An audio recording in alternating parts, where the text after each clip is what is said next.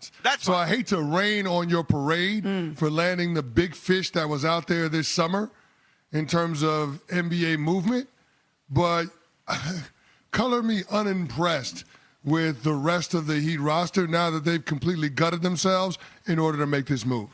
Yeah, first and foremost, congratulations, Evan. Congratulations to the Miami Heat. Congratulations to Pat Riley. He wanted to go out there and land the white whale, and he got him. However, this really all started with Giannis and the Milwaukee Bucks, this saga, because he wanted to win another championship, and it wasn't happening in Milwaukee. Giannis said, winning a championship comes first. I don't want to be 20 years on the same team, and I don't win another championship. So while he goes to a championship organization in the Miami Heat, I don't know how built they are to win a championship now. So this is a very interesting move. But, Evan, congratulations. You haven't had a star like this in Miami for quite some time. Thank you. And let me just say this. I was wrong. Dead wrong. I was wrong. I did not think that Giannis was going to end up in Miami. Every bit of intel that I had was leading me towards him not joining the team that I root for. And it was not that I doubted Pat Riley ever in my life. It's that I had information that would lead me otherwise. And the moment that Jaylen Brown was offered, I thought, well, the Heat have no shot. But guess what? Heat culture is back. It may have been in hibernation. It was never, ever dead. It is back. Because if anyone knows how to build around a mega star, it is Pat Riley. He did it with our guy Alonzo Mourning and Tim Hardaway. They didn't win a championship, but they were very good. He certainly did it around Shaquille O'Neal, who, of course, was traded to the Miami Heat, won a championship. LeBron, technically traded to the Miami Heat, won a championship. And then you had Jimmy Butler, traded to the Miami Heat, went to the finals twice. The through line to so much of this, of course, was Dwayne Wade. He is the franchise more than anyone else, along with Udonis Haslem. But Pat Riley did it again. And you can doubt them all you want. I'm fine with that. There is literally no example of Pat Riley and Eric Spoelstra with him as a head coach getting this thing wrong. There's no amount they could have given up that would have been too much.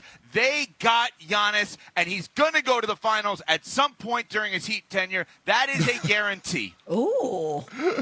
Ooh, A that is big talk. A guarantee. Well, I'm glad that you threw in the caveat there at some point in his tenure. Yes. We know that's not going to be 26, 27. Correct. We know that. When you look at the roster, they're going to be really good defensively. I don't know who the hell is going to score the basketball, especially when it comes to perimeter shooting, because they don't have any of that. Right now, they only have one player penciled in as a starter that has shot over 40% from three last year, and that's Andrew Wiggins. And he's not a volume three-point shooter. So shooting from the perimeter is going to be a problem for the Miami Heat. They desperately need to re-sign Norm Powell. We'll see where that ends up leaving them in terms of the cap and the apron and all of those things. But the Miami Heat don't have a ton of flexibility once they make that move. So the question then becomes, how do they fill out the rest of the roster, and what shape is it in for year one with Giannis? Because it doesn't strike me as a team that's going to be capable of ascending and competing with the top of the Eastern Conference. Well, I'm glad you asked. So let's discuss a couple of things here. First of all, let's give the New York Knicks a ton of credit. I'm going to tell you why. They're the standard now. They're the model, which means there's going to have to be an unfair ask of two guys that you just mentioned. Andrew Wiggins, a champion and a former number one overall pick in the draft, and Norm Powell, who for the first time in his career was an all-star this year as a member of the Miami Heat. They both can be free agents. Norm Powell will be. Andrew Wiggins is a player option at about $30 million. The ask is do what the Knicks did, which is take a little bit less to be together. Right? The Knicks are the ultimate example of we just want to be together, all of us, and we want to do this thing together. They all found a home there, and I think many of these players are trying to find a home there. If you look at what their starting lineup is, Davion Mitchell, point guard, top 10 pick in the draft. Norm Powell, all-star. This is if these guys come back. Andrew Wiggins, champion, all-star, number one pick in the draft, right? Bam, obviously, all-star, lottery pick. Giannis, Hall of Famer, right? So based on that, do you want to be together? Do you want to be like Bridges and Cat and Brunson, who led the way, obviously, with taking a little bit less? That's the model now. The team that I root for that just got Giannis is not the model anymore. What they're trying to do is catch up to the model, which is the Knicks.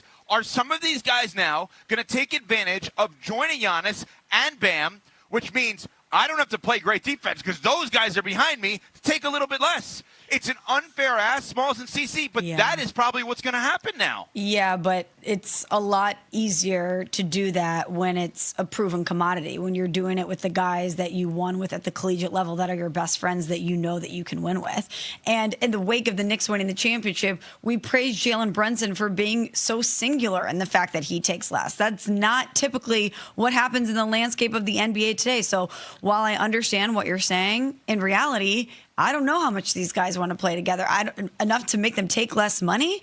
And with this deal that the Heat made in order to get Giannis, you don't have a ton of assets or draft capital to really build around him in a meaningful way. So they're in a tricky spot. Giannis going to take less money, Ev? No. Hold on. Giannis going to take less money? No, I'm not asking him. Because Jalen Brunson took $100 million less to keep everybody in the Knicks together.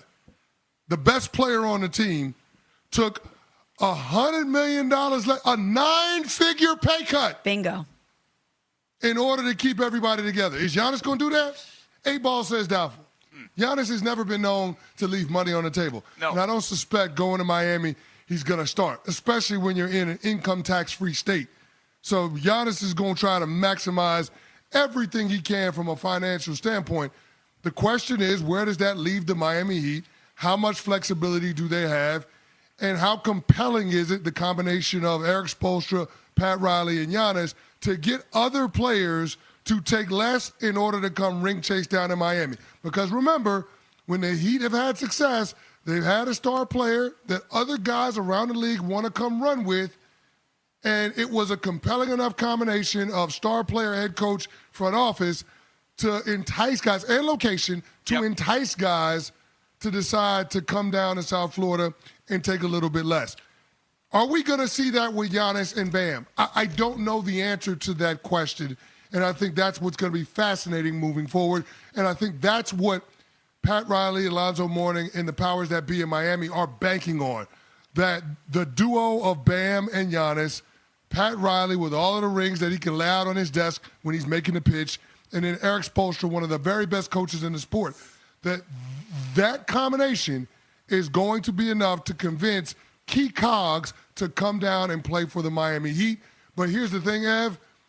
No matter how many guys are willing to do that, the reality of Miami's current situation is they can't get everything they need right now this summer. That's right. And that's why this is going to be a multi-year build toward being a title contender.